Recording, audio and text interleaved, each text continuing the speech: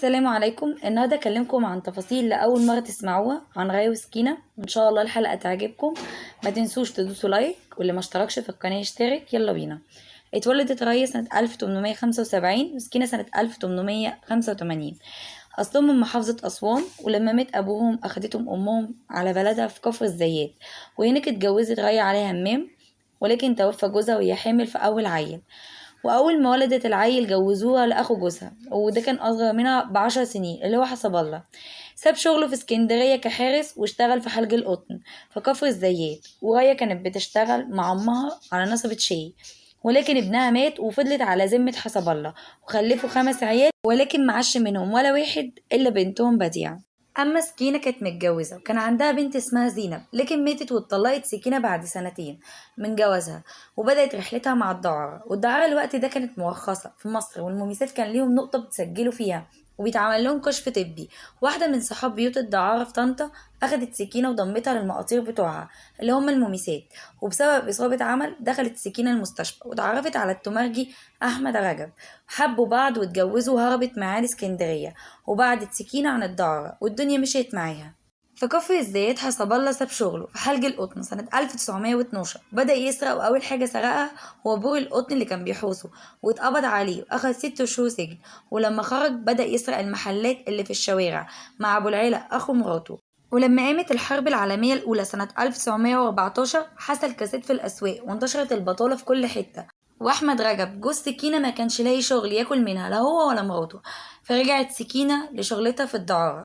وفي كفر الزيات ريا كانت في السجن وقعدت لمدة 6 شهور بسبب جوزها حسب الله الحرامي اللي هرب على اسكندرية وسايب مراته تتسجن بداله بسبب المسروقات اللي لقوها في بيتها.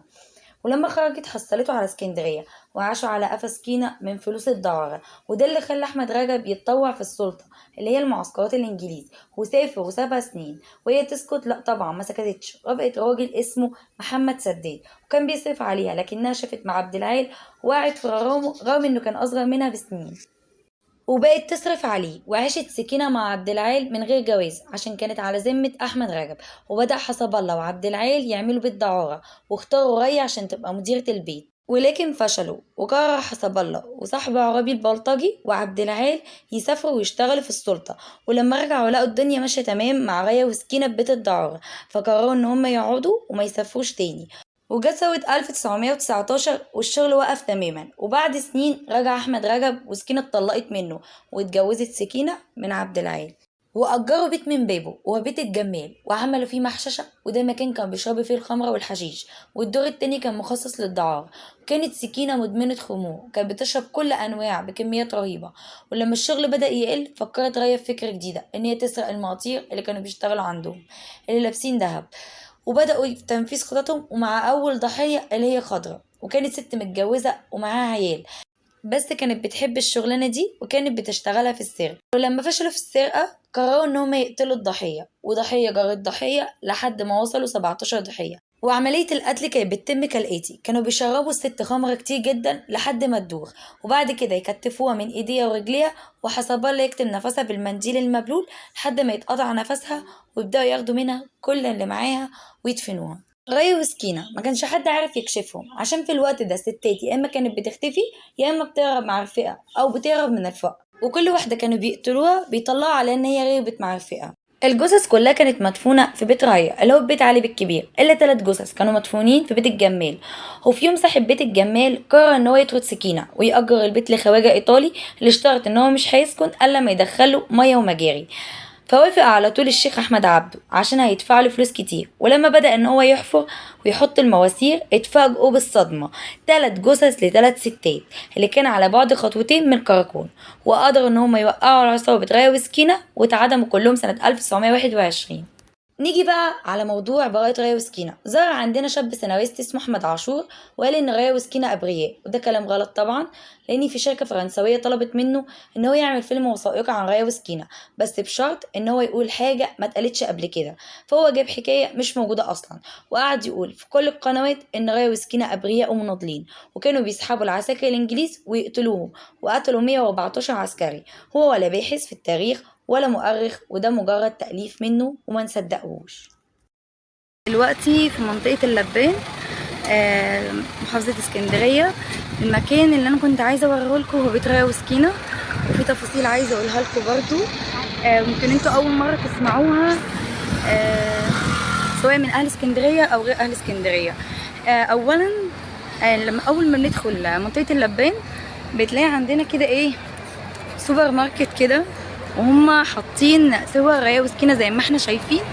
والموضوع دوت انتشر اكتر لما لما مسلسل ريا وسكينه اللي سمية الخشابه عملته هي والفنانه الجميله والفنانين اللي هم عاملين مسلسل سمية الخشابه. المهم يعني اول ما بندخل الشارع عندنا بنلاقي المبنى ده. المبنى ده مكون من 3 غرف. المبنى ده معمول عشان نقطة أمن اسكندرية، هو مش كراكون زي ما هما بيقولوا، دي معلومة خطأ. ده مكان كان نقطة أمن منطقة اللبان وليس الكراكون. الكراكون بقى احنا هنلف معاكم كده عشان نوريكم الكراكون. زي ما احنا شايفين الدكاكين من جوه حاطين الصور.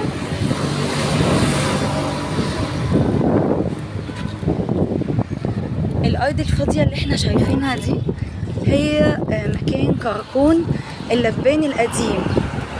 تمام، لو احنا مشينا شوية كده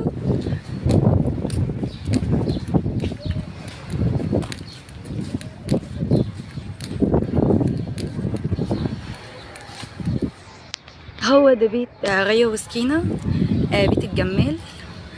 تمام، اللي لقينا عثر عليه على 3 جثث، بس هو دلوقتي بقى عمارة. صحاب البيت كانوا خايفين ان هم يبنوا بيت وكده، يهدوه ويبنوا بيت مكانه عمارة وكده، ولكن بقى ايه، قرروا ان هم يبنوا العمارة وتحول بقى زي ما احنا شايفين كده العمارة. وده بيتهم ايه، بيت الجمال. قدام شوية ممكن لو رحنا قدام شوية هنلاقي بيت علي بالكبير. في هنا بقى عايزة اوريكم حاجة. في شائعة بيقولوا ان ده بيت ريا وسكينة او البيت اللي مثل فيه انور وجدي، ودي معلومة غلط طبعا. ده بيت مزيف، هم عاملينه كمزار سياحي كده وبيضحكوا على الناس وبيقولوا ان ده بيت ريا وسكينة، لان هو مش بيت ريا وسكينة خالص. هنشوف ان هم ايه، عاملين صور قدامه كده، واول ما بيدخلوا بيضحكوا على الناس ويقولوا له هو ده بيت ريا وسكينة، ولكن معلومة غلط، ده مش بيت ريا وسكينة. بيت ريا وسكينة خلف كراكون اللبان اللي هي الارض الفاضية دي، وتحول الى عمارة. تمام، عمارة وبيت وناس. واخيرا وصلت للبيت ده، البيت اللي دفنت فيه ريا وسكينة 13 جثة. تحت البيت دوت في صهاريج. الصهاريج دي كانوا ايام اليونانيين والرومانيين كانوا بيخزنوا فيها ميه، بس ريا وسكينة ما كانوش عارفين ان البيت دوت بيخزنوا فيه ميه، وكانوا بيدفنوا فيه. لما العمال جه وطلعوا الجثث لقوا اللي هو الصهاريج دي، وبس كده. ودي كانت بقى حلقة النهاردة عن بيوت ريا وسكينة ومنطقة اللبان. السلام عليكم.